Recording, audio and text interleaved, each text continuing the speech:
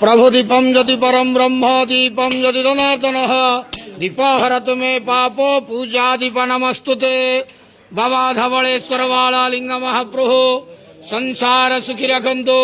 आज पवित्र धर्मर मास कार्तिक मासर शुभ शुक्रवार रहस पूर्णिमा रे समस्त श्रद्धालु भक्त मानक आश्रीपद करंतु मनस्कामना पूर्ण करंतु कर्म क्षेत्रोन्नति करंतु ग्रहरिष्टमान खंडन करंतु मनस्कामना पूर्ण करंतु जगतर मंगल करंतु विश्वर कल्याण करंतु आपणकर नाम विख्यात करंतु सेवकर डाक श्रवण करंतु।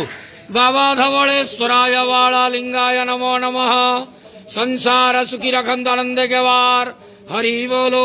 आज पवित्र धर्मर मास कार्तिक मासर शुभ शुक्रवार रहस पूर्णिमा पंचम पंचुकरे समस्त श्रद्धालु भक्त मानकु आशीर्वाद करंत आनंद के वार हरि बोलो। बाबा धवलेश्वरा